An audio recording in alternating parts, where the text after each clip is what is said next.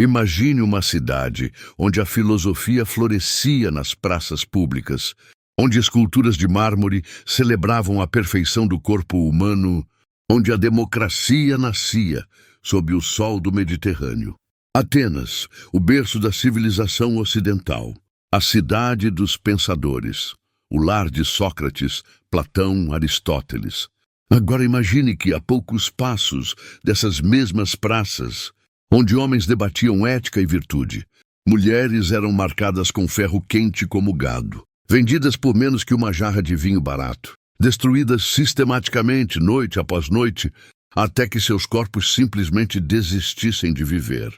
Imagine que nos mesmos templos onde se oravam aos deuses, por sabedoria e justiça, mulheres eram sacrificadas em rituais de violência, tão brutais que desafiam a compreensão. Esta é a Atenas que os livros de história preferem esquecer. A face sombria da cidade dourada. O preço oculto da glória grega. E hoje você vai conhecer toda a verdade por trás do esplendor. Nas ruas movimentadas de Atenas, em meio ao burburinho dos mercados e ao som dos debates filosóficos, ao cheiro de pão fresco e vinho sendo servido nas tavernas, existia um comércio paralelo. Silencioso para alguns, invisível para a história oficial, mas absolutamente central para a economia da cidade. Um comércio de carne humana. Vamos ser específicos sobre o valor de uma vida humana na Atenas clássica. Uma noite com uma mulher nos bordéis mais baratos, aqueles que ficavam nos becos escuros perto do porto, custava o equivalente a 2 pães de cevada. 2 pães, menos até que um jarro de vinho comum que qualquer cidadão poderia comprar na esquina. Pense nisso por um momento. O valor de intimidade forçada com um ser humano era menor que o preço de uma refeição básica. Essas mulheres eram chamadas de pornai, um termo que as reduzia a objetos de conversa e transação. A própria palavra se tornaria a raiz do termo pornografia em línguas modernas. Nada mais que mercadoria, menos que humanas, simplesmente coisas. Oradores famosos como Dio e Lissus, figuras respeitadas na sociedade ateniense, deixaram registros frios e calculistas em seus discursos públicos. Eles mencionavam casualmente que cada uma dessas mulheres atendia entre 6 e 10 homens por dia. Todos os dias, sem descanso, sem dias de folga, sem piedade. O pagamento que recebiam mal dava para comprar um punhado de lentilhas, o alimento mais barato disponível, geralmente reservado para os mais pobres entre os pobres. Enquanto isso, os donos dos bordéis enriqueciam rapidamente. E aqui está algo que raramente é mencionado. Parte desse lucro sujo, manchado de sangue e lágrimas, fluía diretamente para os cofres da cidade, através de impostos legalizados e regulamentados. Isso mesmo, o governo de Atenas, a mesma administração que financiava o Partenon, que pagava pelos festivais teatrais, que sustentava as escolas filosóficas, lucrava diretamente com a escravidão sexual sistemática. A prostituição não era apenas tolerada, era institucionalizada, regulamentada, taxada. Parte oficial da estrutura econômica da democracia ateniense. Mas prepare-se, porque fica muito pior. Atenas não impunha idade mínima para entrar na prostituição.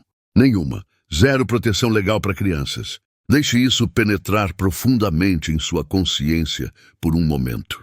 Evidências arqueológicas descobertas em escavações recentes e relatos históricos meticulosamente documentados revelam que meninas de apenas 10 a 13 anos eram sistematicamente exploradas nesses estabelecimentos.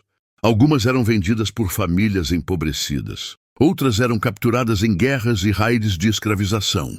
Muitas eram criadas desde o nascimento especificamente para esse propósito. E cada uma delas, cada garota escravizada, carregava uma marca permanente queimada na coxa, com ferro em brasa, aquecido até ficar vermelho vivo. O símbolo do proprietário, a marca da casa. Uma cicatriz que gritava para o mundo.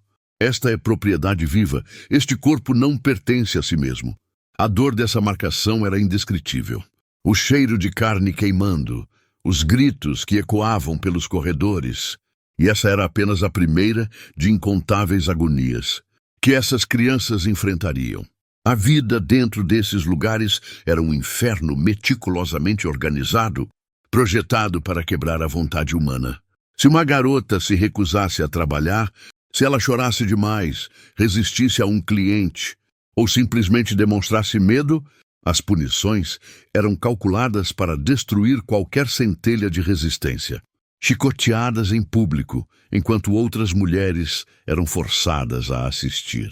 Dias trancada em porões escuros sem comida nem água, ou tratamentos ainda piores que os registros históricos documentam. Com detalhes perturbadores, a chegada de uma nova garota ao bordel era marcada por um ritual particularmente cruel que serve como exemplo perfeito da depravação sistemática.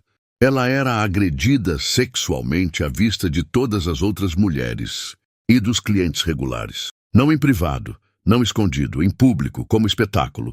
Um homem chamado Papi de Tessali, que deixou escritos sobre suas experiências em bordéis atenienses, descreveu esse ritual com uma frieza chocante. Ele explicou que isso era feito deliberadamente, com propósito calculado, para esmagar completamente o espírito da garota e extinguir qualquer esperança de fuga ou resistência. Era terrorismo psicológico refinado em uma ciência brutal. E os espectadores riam, aplaudiam, faziam apostas, transformavam o sofrimento humano mais profundo em entretenimento público, em diversão noturna. Uma garota recém-chegada, ainda intacta pelas definições grotescas do mercado, valia ouro no mercado sexual de Atenas.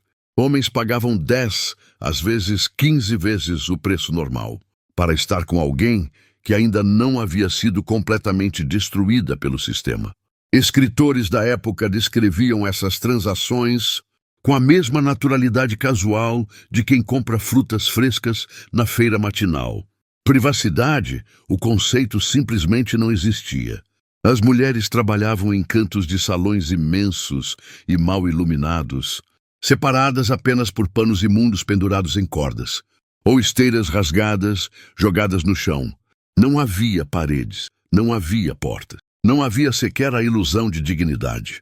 Cada grito de dor, cada súplica ignorada, cada soluço sufocado fazia parte do barulho de fundo, uma trilha sonora macabra e constante. Para os homens que bebiam vinho barato e esperavam sua vez nas mesas próximas. O próprio layout desses estabelecimentos era projetado para desumanizar, para transformar trauma em rotina, para normalizar o inimaginável.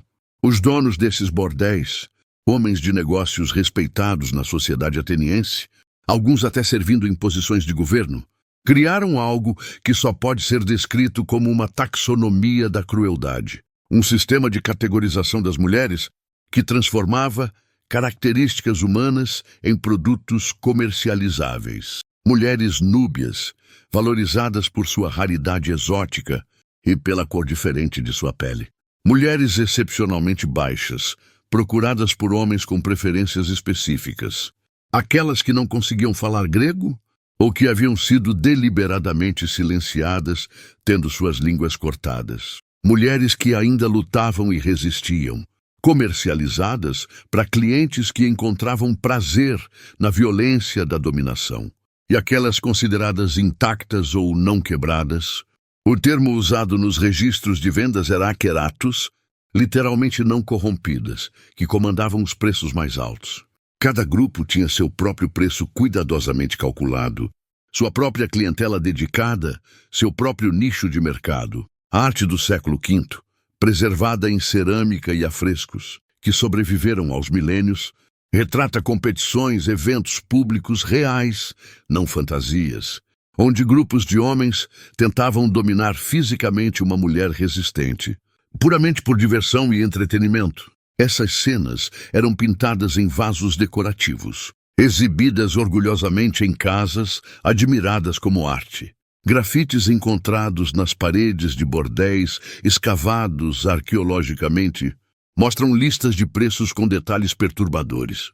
Alguns clientes pagavam valores extras, às vezes o dobro ou triplo da taxa normal, pelo privilégio de infligir danos físicos severos. Cortar rostos com facas ou vidro quebrado, deixar cicatrizes permanentes que marcariam a mulher para sempre, Quebrar dedos, queimar pele, mutilar deliberadamente. Esses não eram atos de raiva ou perda de controle. Eram serviços listados, precificados, anunciados. A violência era comercializada exatamente como qualquer outra mercadoria, no mercado ateniense. Com transparência, com regulamentação, com impostos. Algumas mulheres eram anunciadas especificamente e exclusivamente para punição física extrema. Os registros preservados usam termos como adequadas para disciplina severa ou resistentes a danos prolongados. Lábios partidos que nunca cicatrizariam adequadamente. Dentes quebrados com socos ou com cabos de ferramentas. Queimaduras de lamparinas de óleo intencionalmente tombadas sobre pele nua. Marcas de chicotes que formavam padrões permanentes nas costas. Essas eram lesões que certos homens, cidadãos respeitáveis, pais de família, participantes ativos na democracia ateniense, buscavam deliberadamente, pagando extra pelo privilégio. Para esses homens, a agonia de uma mulher se tornava uma forma de arte performática. Seus gritos, uma melodia embriagada que aumentava o prazer. Suas lágrimas, parte da experiência estética. Pense na ironia doentia disso. Na mesma cidade que produziu as tragédias de Sófocles, peças que exploravam o sofrimento humano com profundidade psicológica sem precedentes. Tragédias reais aconteciam todas as noites, em bordéis a poucos quarteirões dos teatros. Na mesma cultura que celebrava Sócrates, questionando a natureza da virtude e da justiça, a crueldade sistemática contra mulheres provou ser um dos negócios mais lucrativos e socialmente aceitos. Mas mesmo toda a brutalidade diária, toda a violência comercializada e normalizada empalidecia em comparação com o que ocorria durante os festivais religiosos. E aqui chegamos a um dos aspectos mais perturbadores de toda essa história, porque revela como a religião, a cultura e a violência estavam completamente entrelaçadas no tecido da sociedade ateniense. Durante certas celebrações religiosas, especialmente o Festival de Dionísia, dedicado ao deus do vinho, do êxtase e do teatro, prostitutas escravizadas eram entregues gratuitamente a grupos de homens, como parte do que era oficialmente enquadrado como um ritual sagrado. Não estou falando de metáfora ou exagero. Estou falando de política oficial, sancionada pelo Estado e pela religião institucionalizada. Relatos sobreviventes, escritos por participantes, sem qualquer senso de vergonha ou autocensura, descrevem essas cenas com detalhes gráficos. Grupos de 10, 20, às vezes 50 homens embriagados, agredindo sexualmente mulheres em sequência, enquanto música tocava ao fundo, vinho corria em fontes e apostas eram feitas abertamente sobre quanto tempo cada vítima conseguiria permanecer consciente. Quanto tempo ela levaria para desmaiar da dor? Quanto abuso seu corpo poderia absorver antes de parar de responder? Nesses dias sagrados no calendário religioso ateniense, o último resquício de dignidade de uma mulher desaparecia completamente. Ela se tornava literalmente nada mais que um objeto, um brinquedo descartável para a diversão coletiva da multidão. Notas médicas do período, escritas por médicos que tratavam ferimentos depois desses festivais, registram causas de morte com precisão clínica, lesões internas massivas por trauma repetido, sufocamento quando mulheres perdiam consciência e não conseguiam respirar adequadamente, hemorragias que não podiam ser estancadas, colapso de órgãos internos. E aqui está o que torna tudo isso ainda mais perturbador. Os sacerdotes, homens supostamente dedicados aos deuses, guardiães,